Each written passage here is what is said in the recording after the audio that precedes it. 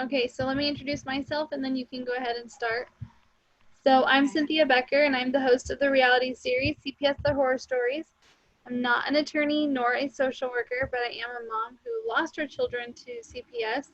And even though I have my kids back, I have not stopped trying to help reveal the destruction and lies that CPS causes, and also just how they're a billion dollar industry.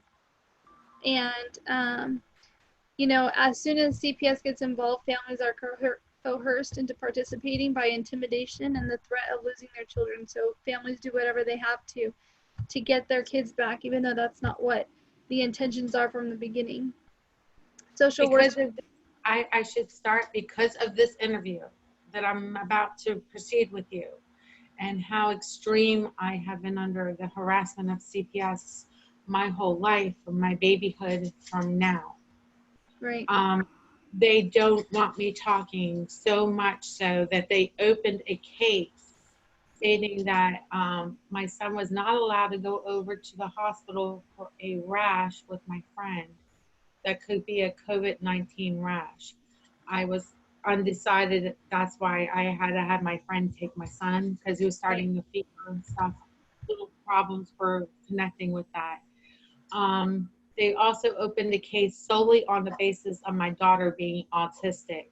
Now, I've lived in Indiana for 2 years. Hold on, So if they, let's start with introducing you, because I don't know your. I'm sorry. Okay. My name is Maria Glassmeyer. I did a WLKY story back in 2004 with John Bull. CPS still baby out of the baby room, which happened. They backlocked it off of a case, was severely corrupt, and had stolen 2 of my other children and back in another state in Pennsylvania. Shawnee and Dorothy will be 18 to 19. August 28th. They were born a year apart on Martin Luther King Speech Day, which I'm really proud of. Wow. So was CPS involved in your life when you were a child? As an infant, I was a government baby.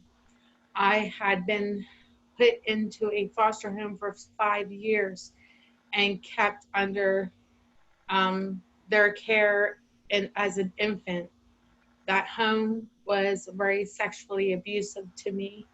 I had been through torture, not only through the foster family, but through the caseworker system as well.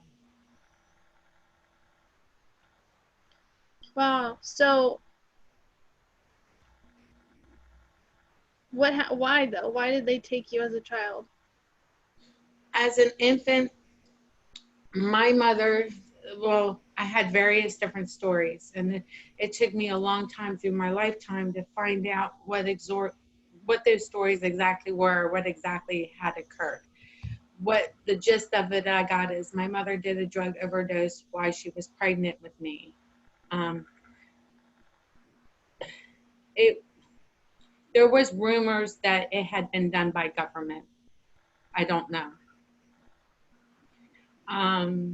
The drug overdose had caused me to have severe learning disabilities, severe delays, and so it was easier to keep the child in care for 5 years, to wait out the proceedings to see what drug effects exactly occurred, before they just put me in for adoption. And so you were adopted? I was adopted at 5. Did you get to see your mom or anything? No, I never got to meet my birth mother until I was at age 18 in foster care at 14. Well, went back in foster care at 14. I didn't get to meet my mom until I was 18. Wow. Do you have a relationship with her now? Um, my mother has been diagnosed, I'm going to be honest, with schizophrenia from the drug overdose. It was the drug overdose particularly attained to heroin. Wow. I'm so sorry to hear that.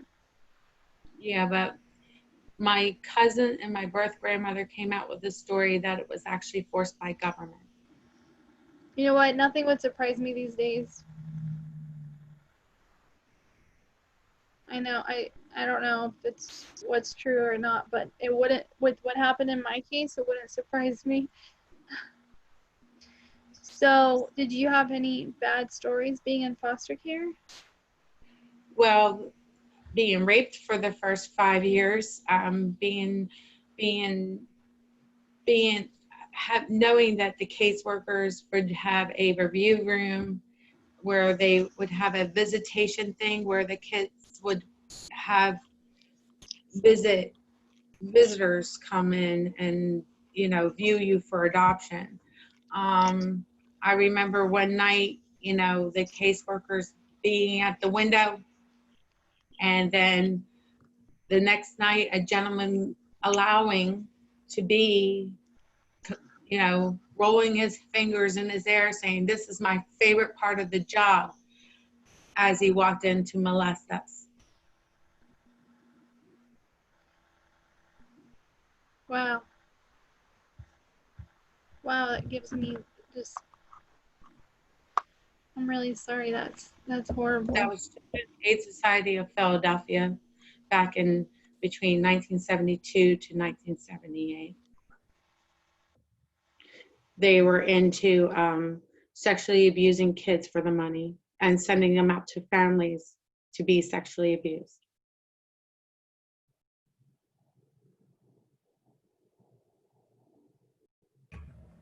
So, wow. So, when you got adopted, how was your adopted family? My mother was very strict, very harsh, very unkind, and very not understanding about what I had previously lived through. She wanted a well-mannered, high IQ child from the start, somebody who was easy peasy lemon squeezy. I had kidney problems from the torture, back problems from being tortured. I was not the cup of tea she wished for. So there was working against the grain all the time with her. So my dad, though, he was kind and he was very nice and he was the best. I'm lucky I had known him and got to meet him, and that he got to raise me somewhat in my life. I've had some good people in my life to teach me of how to be. So, we are by the people we, come Right, around. right. Got 100% to pick agree. the good. I got to pick the good. Good. So, now you said how many children do you have? 5? I have 5 children, yes. Do they all, are you married to the father? What's the story with that? My husband is deceased, unfortunately, and he has a equal history as a child as I do. His baby years were just no sexual abuse, but there was abuse. Is equally tormental, and his was through adoption when he was a baby. He was straight out, I guess, almost black market baby, I would say. He was a black market baby. And I'm sitting here with a lady who is also a black market baby of CPS. Can you explain what that means for people who don't know? The missing, the children that are unaccounted, that because of if somebody on the job line works doing a dirty deed to make a CPS job created, as a big thank you, they're allowed to take missing children on the side and kidnap as they will and never get told on as a big thank you.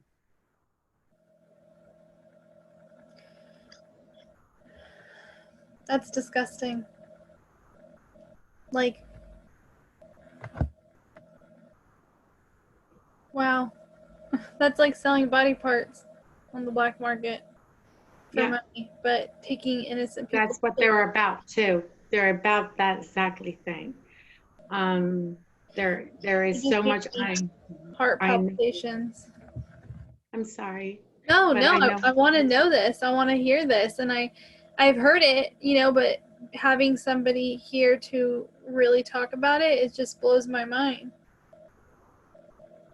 Is I that know what you the were considered too? Yeah, I know the insides, backwards, frontwards, how the whole system works inside and out. And it's well, it's job line created, so it's money laundering, and nothing of it is legal or orthodox. It's all about creating the job and getting the money. It's not about families. It's not about, we're just the job. We help the job creator, Right, that's, right. they pick on the different ones. And right now I'm being picked on for having a friend go to the hospital with my son to see over a COVID-19 rash. And for my daughter having autism, which is discriminatory against disability rights. So, you said that your husband had passed away. Is he the father of all of the children? He's the father of 4 of the children, has a father. He was in Philadelphia, but he also had passed. Who? Oh, your husband. My husband of 18 years. Okay. How did you guys meet? We met in Allentown, PA. It's a kind of cute story. He had his ex-wife staying with him, Alicia Mitchell. She is Alicia Mitchell now. I think she had a different last name at the time because she wasn't quite married. She had met, my mom took in a roommate to help him. He was going homeless, and his name was Charles Mitchell, and they met through the internet. And when they met, me and my husband met that same night. My husband was previously married, going through a divorce. Wow. So let's talk about when CPS entered your life for the first time. When did that happen? Well, I mean, as a parent, I apologize. As a parent. Well, I've fought them a lot, but okay. I was living. Well, it's complicated. There's a lot to it. There's so much. There's so much federal corruption that links to me. It's just okay. I'm sorry. It's hard for me to figure out where to start. I guess I will start when I married my husband. Okay. I married my husband in 2001. I was proud to know my husband his name was Francis S. Glassmeyer Sr. He was a disabled veteran who was Navy. Very good man. And I miss him dearly. There's not a day I don't miss him. Yeah.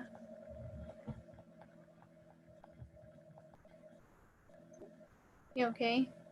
Yeah, just, his passing was in 2018, October 9th. So when you go through so much, there's just, It's just it's just, another thing. yeah. And he went through equally as much. So, why did CPS stay in your life through all this time? Well, we had full custody of my son. He had autism from living on this contamination site. Contamination levels on the arsenic smelter site in Seattle, Washington was 76.06 parts per million of arsenic in the hair particle line. That was the houses, the back in Washington state were supposed to be sold. but nobody was getting the value of what their homes were. Say you bought your home at 95,000, they cut it down to 30 or 20 and wouldn't give you any of the value of what your home was because you could only sell back to Ozarko. It got to the point where the contamination levels were so high, we had to ditch and not hold out for the money. So, go ahead.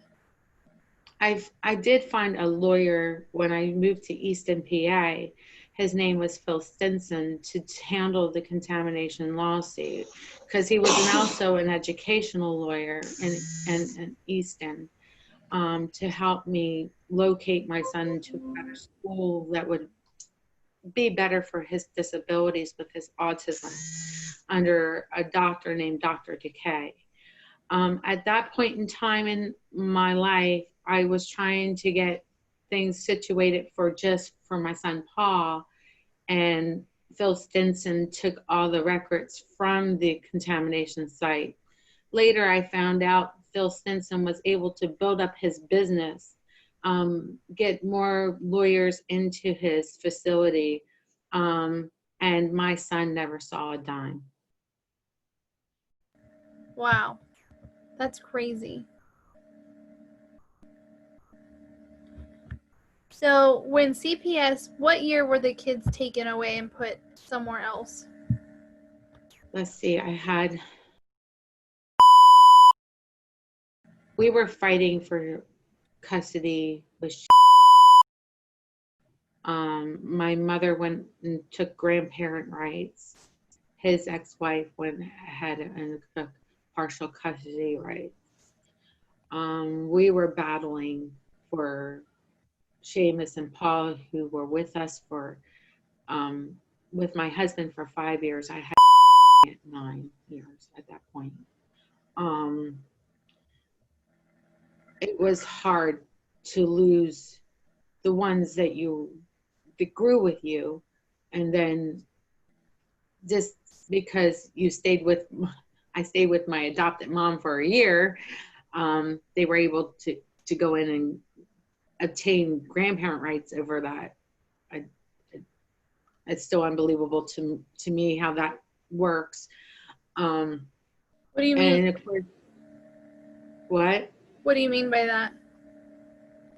If you live with somebody in your time frame with your child, they have a right, if they're relatively related, to go in and obtain custody against you on your child, get partial custody rights. I didn't know that was the law or that it could work that way, but it does. Wow. Hardly learned. Yeah, wow. Me and my husband, I found out I was pregnant, and we got married because of it, having the baby come in. Was born in 2001, was born on 2002. They were both a year apart, and they were cute, adorable. I loved them. They were my world. And so him, because my mother, once she obtained custody, I had to sign over custody. They came in and threatened me with CPS on an autistic child. They said because my son, I'm sorry, I do have an autistic daughter now. But they said because of my autistic son having extreme behavior disorders, that I had to choose between the baby I was going to have or my son. Wow. They have the right to be able to do that? I guess. Yeah, They did it, but it doesn't make any sense because Alicia Mitchell was able to move in with my mom, have her newborns around the kids, and have my autistic son with her. So it's still to this day, how I was not allowed to have my autistic son around a newborn is mind-boggling around me.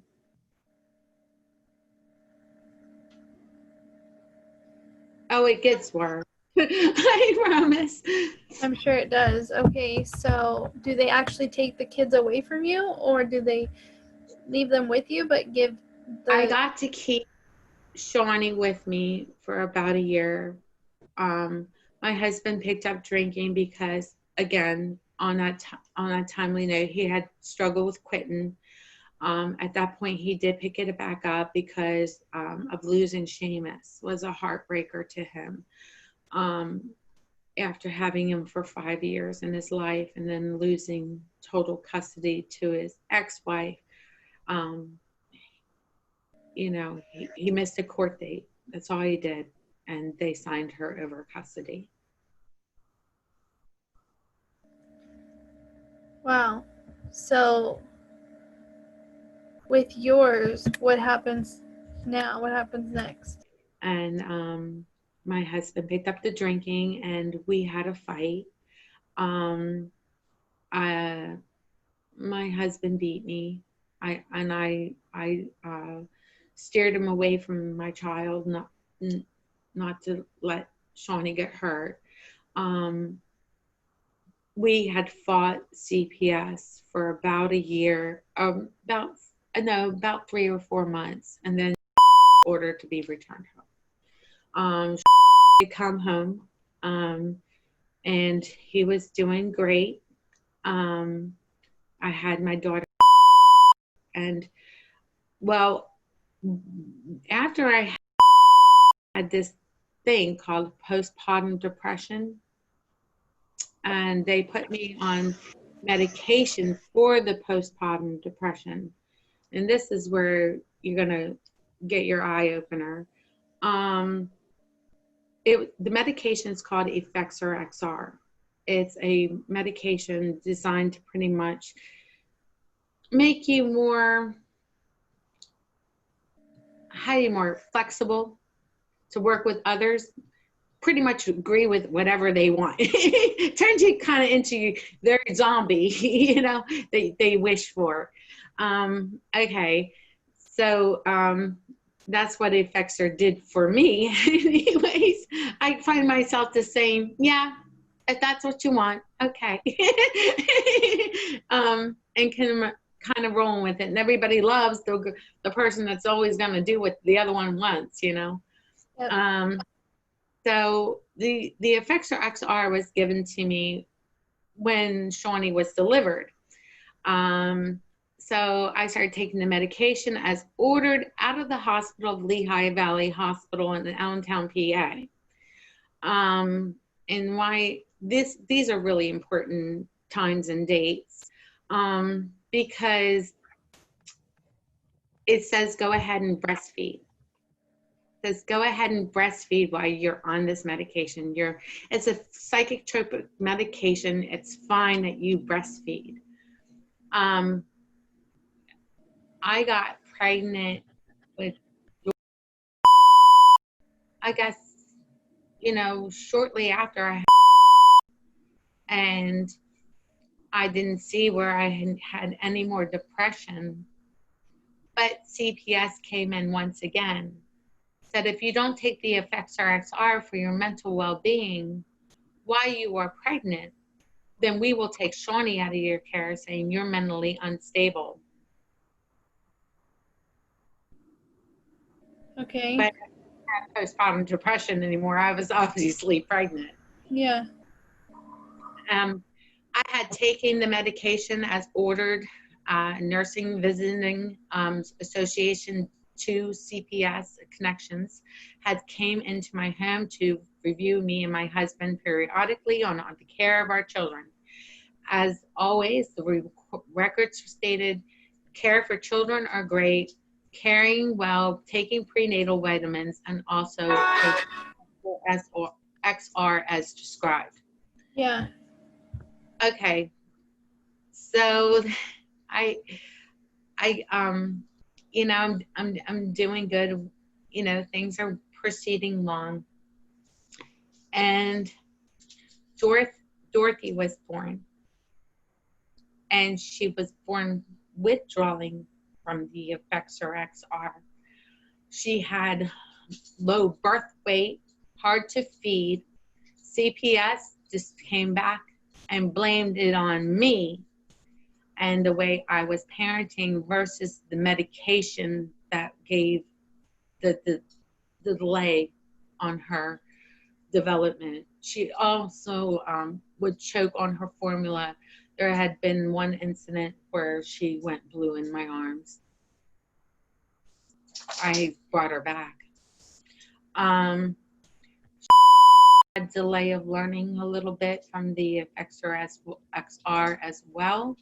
I was noted to me that the Effexor XR causes birth defects, causes delay in learning if given through breast milk or taken while pregnant. Right.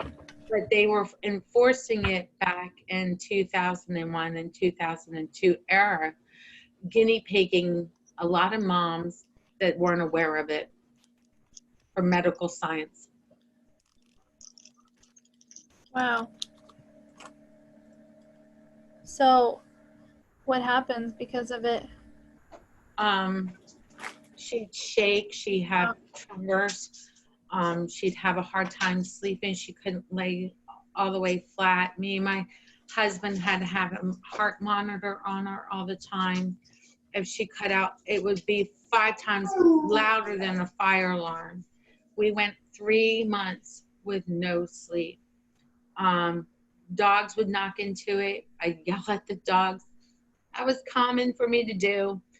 But my husband, being a PTSD veteran on a lot of medications, just didn't have the tolerance to deal with her being that ill, and felt that, in his own opinion, he felt that if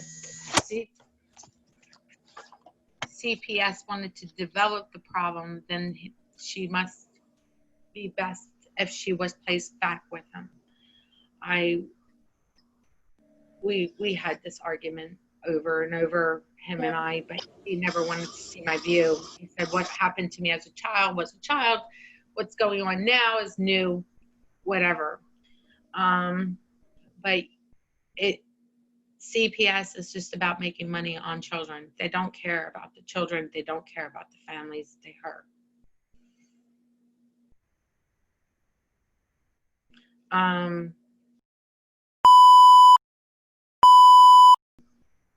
We had visitations.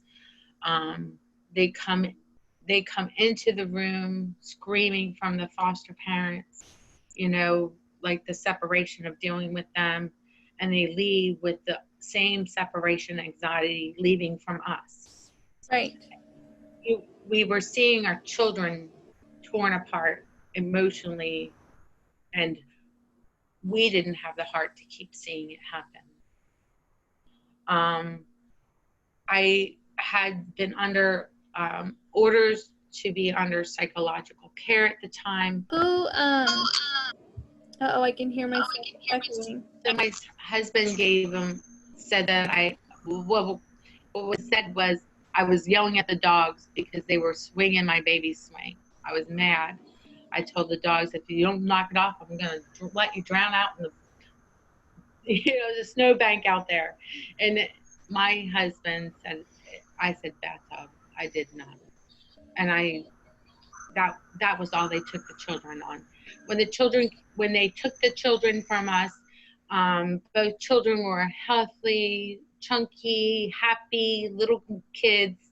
Not one, they weren't wet. There was no bruises. There was nothing. And actually, to only learn that from other people's point of views, that if he thought I said that, then all I could have been charged with was a terroristic threat or whatever. But it didn't, none of it makes any sense to me, how you can lose 2 healthy, chunky children for a fast-track adoption practically in a year's time on something I obviously didn't say or do. But it didn't matter. They kept my kids. Right. So, how was that day when they took them? Can you explain that day? Oh, it was heartbreaking. Right. It came in, and I had to clear the path to just try to get this, because the snow was so built up to the door. And to know that I had to let them in to take my children. Oh my God. Off my husband, who had PTSD, severe hearing loss from being in the service, from his time when he was in the Navy. He would stay in the engine room a lot. Engine room would have the hearing plugs and stuff, but my husband never used them. He said they were useless anyways. So, my husband had a constant ear inner ear ring Right. that's common with veterans, and Right. my husband suffered from that. So they took the babies, and this is when you only had those two? We had and still visitation with his son Seamus, which is I'm his stepmom. Right. So so there's still two more kids, right? Yes, I have Amelia and Frankie. Did they ever get taken too? Frankie got taken out of the baby room, and WLKY news story with John Bull viewed that as that was going on. That went on the news wire. That's when they came in and took my son out of the baby room. And they took him because of the other two already being gone, correct? We were forced adopted. They threw a one-sided courtroom, okay? And I'm going to tell you how that's done. You get an old-time prosecutor who you decide, well, is going to represent you to the best of his ability, and he does nothing. I went to do the psychological evaluations and the screenings and everything that they asked me to do. There was one program my husband didn't like me going to, so he put a dispute in it with me because we weren't being treated fairly. There was caseworkers within the facility that was overviewing my case, that was being biased on the care that I was getting in the hospital. So that's why me and my husband didn't agree with being there in that program.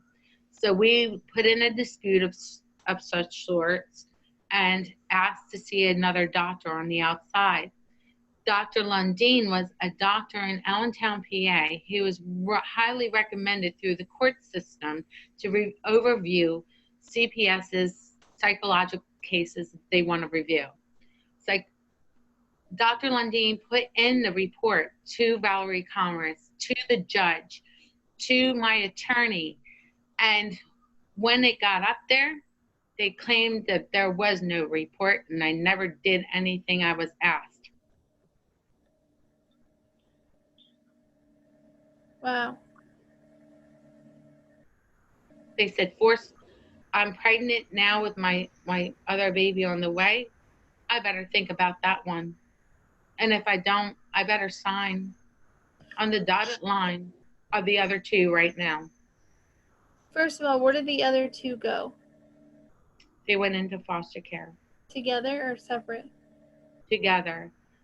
Dorothy had several lung damages done from the effects of XR while I was taking it, while I was pregnant, as ordered. When I wanted to give CPS the machine that monitored her for breathing, they refused and denied the machine. Furthermore, they put her in with smokers. They smoked enclosed in the car. Dorothy had winded up with RSV, and they had to take her into intensive care unit for 2 weeks. Me and my husband were denied all visits during that time and never told where she was, and she almost died in care. Wow. So when the baby was born, your third one, she was taken, it was a he was taken from the hospital, you said, and you said immediately adopted? He was immediately placed with a foster home that would be placeable for adoption. That's how they do it. You got to be willing to, they put the babies in with the higher bidders that already wanted a baby. Did someone take your baby? Yes, and WLKY. Yeah, you saw me picking my baby boy out of when I was the visiting room, the mom there, that was me. That was me picking up my little boy. What picture on On Facebook? WLKY News 32, 2004, baby stolen out of the baby room. Did I see it? You should have. It was done through Kentucky WLKY with John Bowl. Okay, I'm gonna look it up really fast. What gets me is even on that news thing that was done, it was a caseworker had to sue to do her job because she was ordered to place a child where she knew a sexual predator reside. What city was it in, you said? Kentucky. It was in Elizabethtown, Kentucky. It was Hardin County CPS. John Bowl investigates corruption on CPS. In Philly, you said? That was in Louisville. That was in Kentucky. That was in Hardin County, Kentucky. Okay, I'll have you just send me the link afterwards because I want to see it.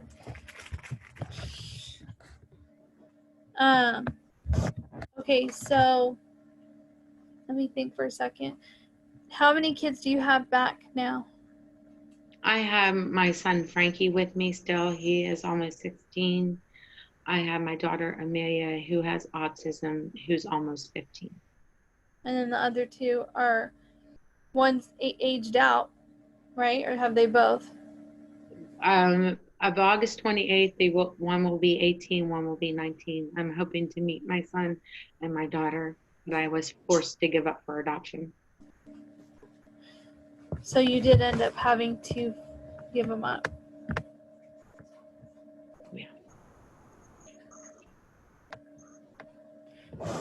Did they give you rights to see them, or no? When was the last time you saw them? I got to see Shawnee last when he was 2, after we had lost the court round, the basic one where they refused to put any records forward, and through a one-sided court, that to admit that there was a Dr. Lundin report, that Shawnee had ran up and hugged me, and we just let go. When me and my husband did receive, during the time and while the kids were in foster care, a letter stating that the pre-foster home, adoption home that they were staying in was going forward with the adoption, and it soon should be closed as soon as they can get us to sign the forced adoption, the seals. That letter did come to me and my husband. We lost it, of course, but that night me and my husband drank and got into a major fight. Of course, right. Things have their triggers. Wow. So you have a long story, a big one, and it's just, there's so many different dynamics to it. It's sad, it's horrible. I'm really sorry. You're on mute again, though. I'm sorry about my phone call that keeps coming in. That's okay. I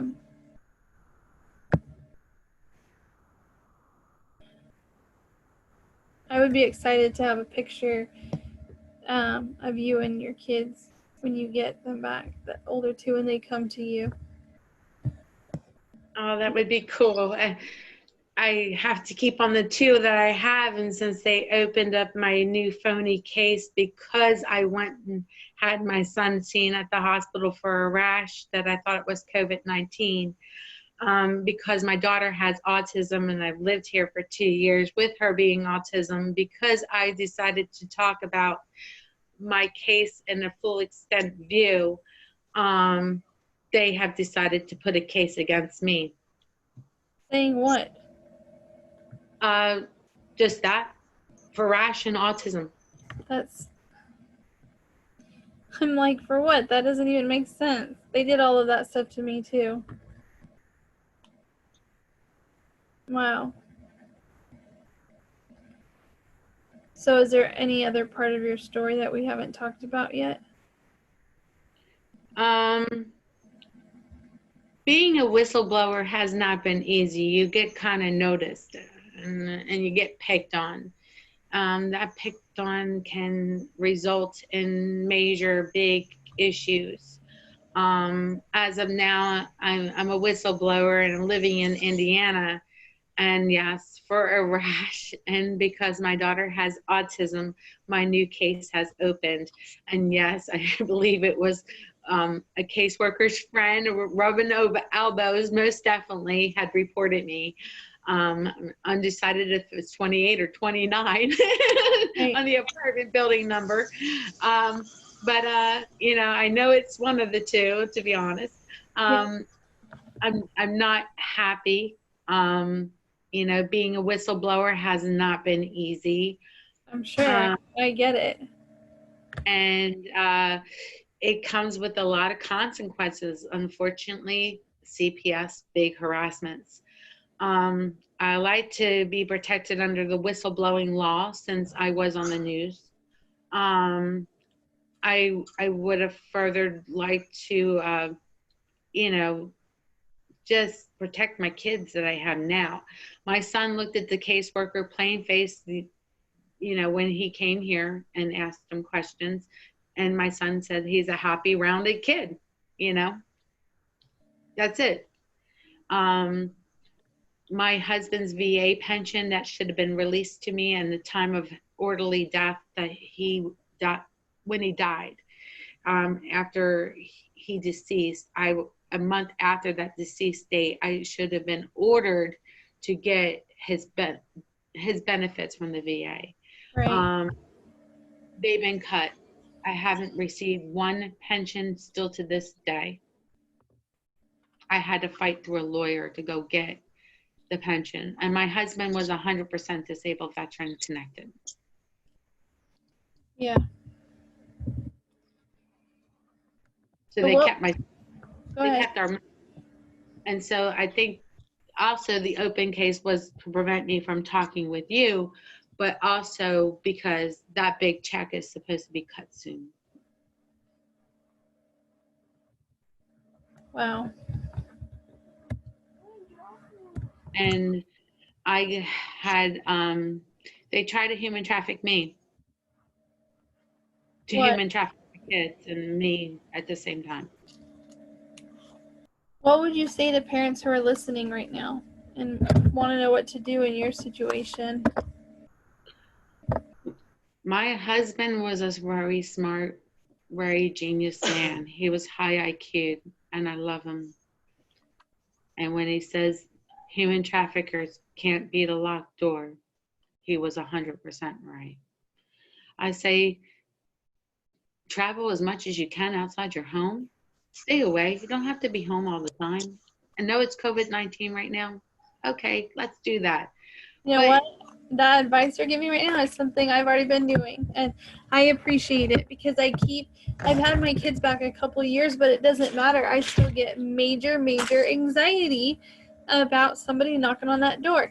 I could call the maintenance people, and 2 minutes they're here and knocking, and I'm like, who's here? Why is anybody here? They can't get through a locked door.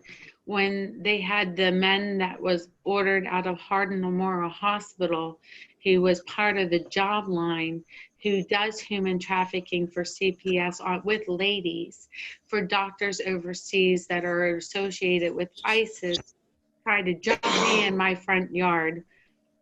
Again, I went in through and locked my door. They can't get through a locked door. It makes them very mad too when I heard the gate flip. Wow. Now, did anybody treat you differently because of all this stuff that's happened? Oh yes, people point fingers. I had social workers lie to prosecutors right into the at Hardin Memorial courthouse. One lady, her name was Lisa. She went off at the prosecutor saying that she was at home. She found it unfit and us very dangerous. I never met that lady until the day she walked into my room. And he wanted to drop the case at that point in time because it was a leapfrog case. And Kentucky, that's why one of the reasons why we were on the news is you cannot leapfrog from one case to another. So even though they had the other two and we were forced over adoptions by our signatures, they could not leapfrog to the day when they took Frankie out of the baby room. They broke their own laws doing it. That's always. Just like they're discriminating against an autism child now after 2 years of living in Indiana. CPS doesn't work with any law, I guess. They don't have to honor it because there's no respect for it in the law thing. And Teresa Logston, who helped us get our son back, Frankie, and because of our case with Frankie, the doctors out of Hardin Memorial Hospital and nurses that are assisting me with my daughter's delivery walked out while I was on the epidural, for the pain of contractions. Amelia got caught in the birth canal and suffocated on her own feces. Amelia came out almost dead. Wow. That's why autism. How did your husband pass away? Did you already tell me? I'm sorry. Well, my husband's a 100% disabled veteran. He had many disabilities and many medical problems. He was deteriorating from the inside out. But there was a rumor that went around saying that the drug task force that worked with dirty social workers in Elizabethtown, Kentucky, had taken my husband out of the room because they were willing to human traffic me to get to the children and him. It's just all this information. There's so much, and you're so incredibly strong for having to go through it, and you still seem to carry your joy. And I'm glad that you They're right upstairs and they hold their daddy's eyes and their daddy hair color. And I can get to go up and hug them. And even though CPS put me under harassment for a rash and autism, I still have them and they're still alive, which I can say is more than what the numbers are for kids in case, in the care. You know what I mean? So there's hope. I can't tell you about this article. I mean, I can, but I'm just saying, this article was written about me saying basically I'm going to be the next parent to murder her children if they give them back to me. Mine are still very much alive as well.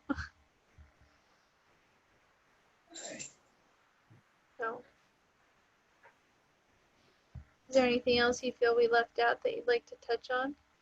I fought martial law through that whole thing with Hardin Memorial Hospital. I found out the job line and the money laundering line.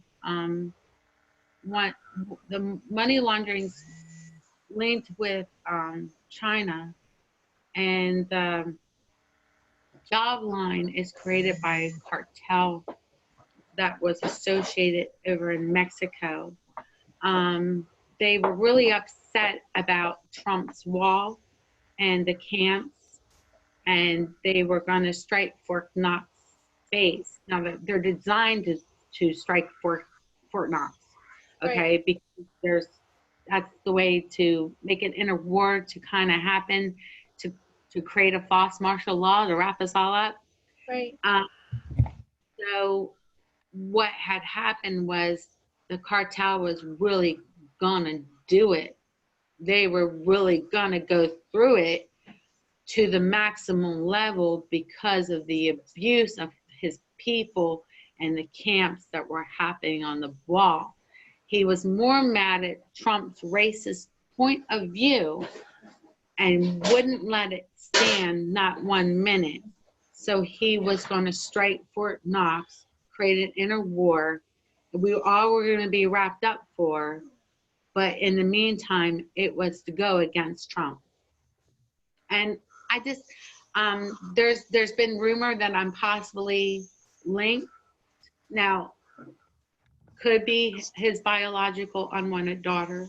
Who? I'm not. Donald Trump. That you are? Yeah.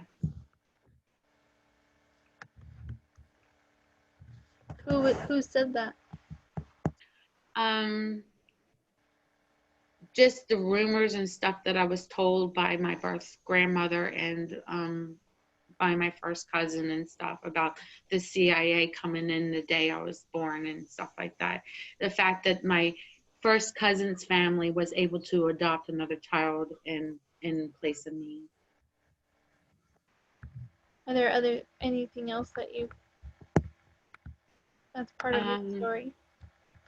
No, I just wanted the world to know that, you know, CPS, everybody who worked at a hard moral that closed their eyes to the fact that those people were Mexican and from Mexico, and that they would have feelings for their own people, were greatly mistaken. And you turned a blind eye to a disaster that was about to happen. You're lucky I caught it. You're lucky I shut it down, and you're welcome for your freedom that you have today because Trump didn't give it to you. I did, because nobody understands the hatred Trump can bring.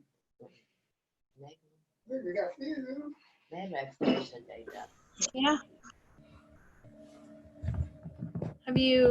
Is there another thing that you can try doing to figure out if that is true or not? So then you'll know. I wanted to do Ancestry.com to try to do the swabs of the DNA to see if my history would match back with his, because I have a lot of similar baby pictures that he similarly has. There's a lot of look-alike, you know, so yeah, it's questionable. And I wasn't adopted until I was 5. And it said that in some books that he had ditched an unwanted daughter, and that he hid her within the system. And that she had faced incredible, unbeatable corruption. I think I matched the prescription. So, you know, I wonder. I wanted to do Ancestry.com, but every time I try to do it, I hear the government echoes on the back of the line, and my mail gets shut down just in time. So I'm a little flustered about it. I'm a little flustered. Yeah. Well, I appreciate you sharing your story, and thank you for telling me. You definitely gave us a lot of insight on things other parents or people haven't talked about. So I'm really appreciative of that. Yeah, and having cartel part of our financial system to make us almost like Mexico itself was never appropriate in the first place. Right. Well, like I said, you're pretty brave for doing this. I really appreciate it. And I want to see a picture of those kids when they get back to you. Well, I'm under death threats of CPS too. I had actually one teacher, my daughter's teacher, Miss Powell, take us out to eat and do clothing for a day, and she nonchalantly said, "If we shoot into the house, will we hit the kids?" I'm like, yes, yes, you would. Yes, she did. So, you know, that was one thing I'm still speechless over. Wow. Send me that link, please. I will. All right. I hope you have a good day. You too. It was nice meeting you, and your daughter